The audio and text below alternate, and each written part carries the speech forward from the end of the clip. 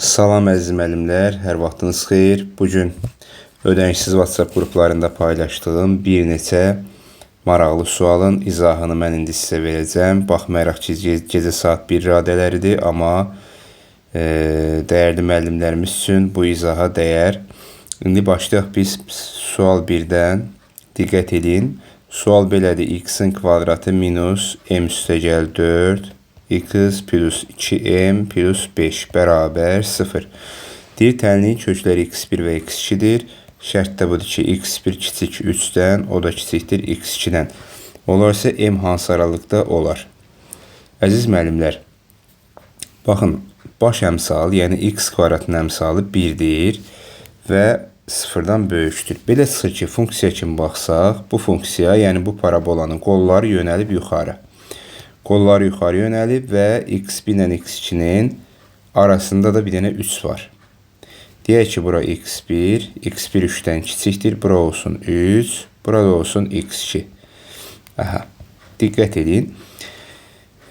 Fikir verin, x1 ilə x2-nin arasından götürülmüş istənilən bir ədəd üçün 3 də daxil olmaqla istənilən bir ədəd üçün funksiya kimi baxsaq, bu funksiyanın qiyməti mənfi olacaq.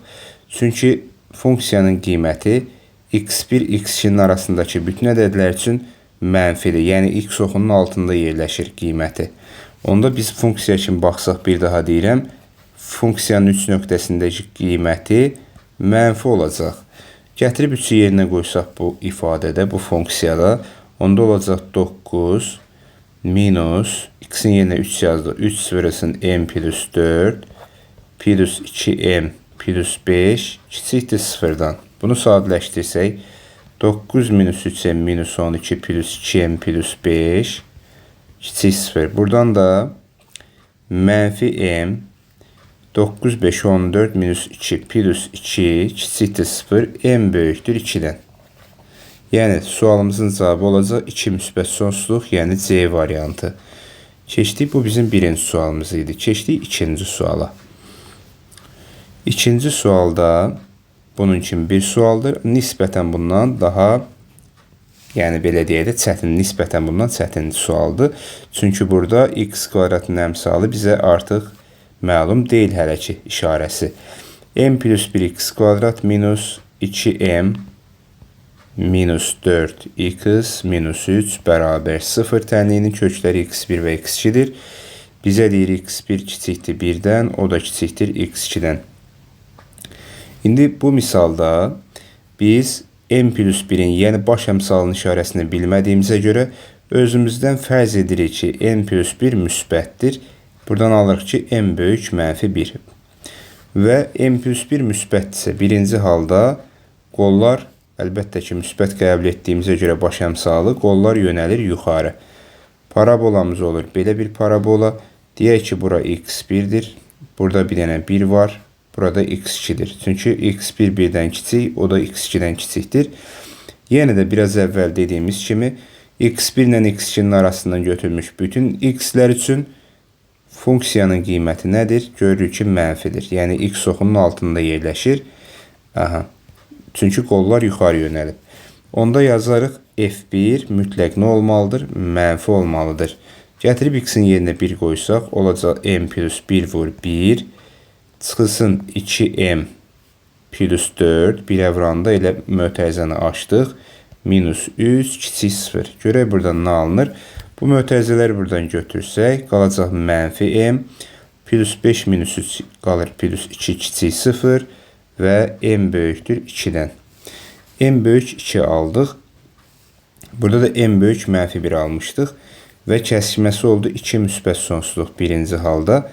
İndi ikinci halda biz həmin bu baş əmsal ki var idi, biz bunu birinci halda böyük 0 götürmüşdük. İkinci halda m plus 1-i, yəni baş əmsalı kiçik 0 götürəcəyik. Buradan m kiçik olacaq, mənfi 1 və parabolanın qolları baş əmsal mənfi olduğuna görə əlbəttə ki, yönələcək hara? Aşağı. Yəni, bax, bu şəkildə bir parabola olacaq. Sxematik olaraq bunu qururuq. Bura x1, bura x2, burada da bir dənə 1 var deyək ki, x-in 1 qiymətində görürük ki, funksiyanın qiyməti x oxundan yuxarıda qiymət aldı. Yəni, F1'imiz parabolanın qollar aşağı yönəldiyinə görə mütləq müsbət olmalıdır. Gətirib biri yerinə yazsaq, yuxarıda F1'i tapmışdıq. Hansı ki, bax burada mənfi M plus 2 alınmışdı F1. Hansı ki, sadələşdirmişdik. Mənfi M minus 2 alınmışdı. Plus 2 daha doğrusu. Onda mənfi M plus 2 bu dəfə böyük 0 olacaq. M kiçikdir 2-dən. Biz nə almışdıq? M kiçikdir mənfi 1. Burada aldıq isə M kiçikdir 2. Kəsməsi olacaq mənfi sonsuzluqdan mənfi 1'ə. Və nəticə bu iki aralığın birləşməsi. Yəni cavabımız olacaq mənfi sonsuzluqdan mənfi 1'ə birləşmə 2-dən müsbət sonsuzluğa. Belə bir cavab varmı? Əlbəttə ki var. B variantı. Keçdik 3-cü suala.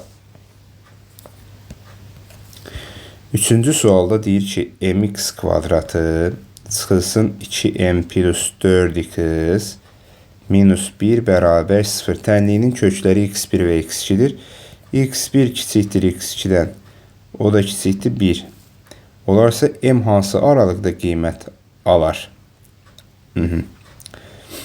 M hansı aralıqda qiymət alar? Baxın. Burada yenə də baş əmsal m'dir.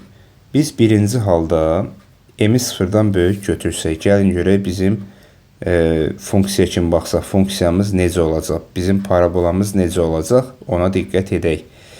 Baxın, m'i müsbət götürmüşük. Əlbəttə ki, qollar yuxarı yönələcək və x1, x2 deyək ki, bax belə bir parabol olacaq. Bura x1, bura x2. Burada da bir dənə 1 var. Çünki x2 1-dən kiçikdir. Deyək ki, burada 1'dir. X'in bir qiymətində nəyə diqqət edeyim? Bax, parabola gəlir, yuxarıda qiymət alır. Y-in qiyməti müsbət olur. Çünki x2'nin sağındadır 1. Qollar çünki yuxarı yönəlib. Onda F1 mütləq nə olur? Müsbət olur. F1 mütləq müsbət olmalıdır. Və gətirib yuxarıda 1 yazsaq yerinə, olacaq m, x'in yerinə 1 yazsaq m minus 2m minus 4 minus 1 mütləq müsbət olmalı dedik. Biz də m'i sıfırdan böyük qəbul etmişik. Buradan mənfi m minus 5 böyük 0, m kiçikdir mənfi 5 aldıq. Amma biz şərtdə qoymuşuq ki, m böyük 0. Bu isə boş çoxluq, yəni kəsişmə yoxdur. M mənfi 5-dən kiçik aldıq, amma şərtdə m'i sıfırdan böyük götürmüşdük. Keçirik ikinci hala. Yəni m'i mənfi götürürük. M'i mənfi götürsək, parabolanın qolları bu dəfə nə edəcək? Aşağı yönələcək. X oxu, Y oxu və parabolanın qolları bu şəkildə deyək ki, yönəldi aşağı. Biraz daha yaxşı çəkək. Bura x1, bura x2. Deyək ki, burada 1'dir və x'in bir qiymətində gördüyümüz kimi parabola mənfi qiymət aldı. Y mənfi qiymət aldı. Yəni bu zaman f1 sıfırdan kiçik olduğu artıq bizə məlumdur. F1'i də biz burada sadələşdirmişdik. Mənfi m minus 5 alınır. Mənfi m minus 5 kiçik 0. Buradan da m böyükdür. Mənfi 5 aldıq. M də sıfırdan kiçik qəbul etmişdik. Kəsişməsi olacaq mənfi 5-dən 0'a. Bu olacaq artıq bizim sualın cavabı. Yəni mənfi 5 0 verilmiş sualın cavabı olmuş olacaq. Amma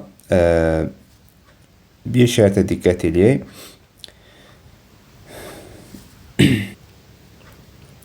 Bir də bizim burada baxacağımız bir şey qalıb, ona baxmadıq. Hansı ki, burada diskriminantın sıfırdan böyük olduğu hala mütləq baxmalıyıq ki, çünki x1, x2 həqiqi köklər üçün biz bayaqdan danışırıq. Onda bunun diskriminantı nəyə bərabərdir?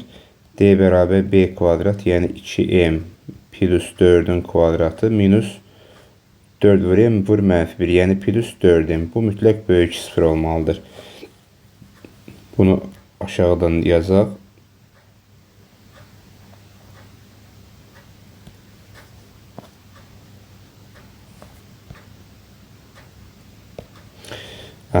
Bunu da burada həll edək. Sonra kəsməni aparaq.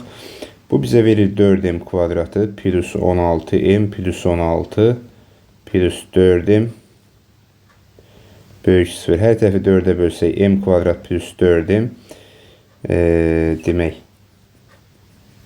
M kvadrat plus 4m plus 4 plus m böyük 0. Buradan da m kvadrat plus 5m plus 4 böyük sıfır. Bunun da kökləri -4-dən -1-dir. Olacaq mənfi sonsuzluqdan -4-ə, birləşmə -1-dən müsbət sonsuzluğa. Bu ikisini bunları kəsişdirsək, olacaq -5-dən -4-ə, birləşmə -1-dən 0-a. Cavab variantımız olacaq Y variantı. Bəli, indi isə keçirik 4-cü, yəni sonuncu sualımıza. Burada da x kvadratı plus mx minus m minus 1 bərabər 0 tənliyinin kökləri x1 və x2-dir. Bizə deyir x1 kiçikdir -1, kiçikdir x2, o da kiçikdir 2. Olarsa m hansı aralıqda olar? İndi ilk öncə parabolanın qollarının yuxarı yönəldiyi bizə məlumdur. x1 -1-dən kiçikdir, x2 də 2-dən kiçikdir. Belə bir parabola çəkək. Burada -1 qeyd edək. Bura x1, bura x2. Burada deyək 2. Burada bir dənə 2 var. Parabolanı bu şəkildə qeyd edək.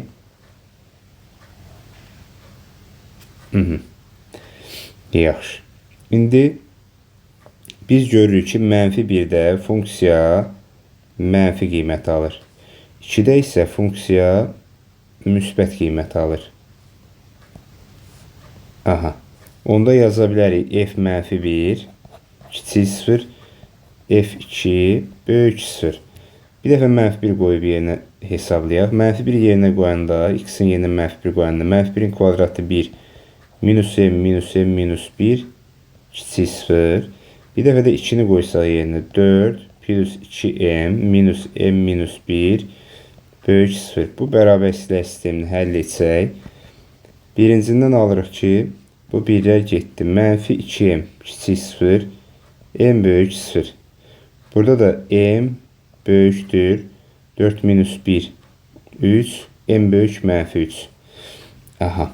Nəticə olaraq kəsişməsi olacaq m böyük 0. M böyük 0 aldıq. Aha, bu qədər. Yəni m böyük 0 bizim sualın cavabı olacaq. Yəni sualımızın cavabı olacaq D variantı 4-cü sualda.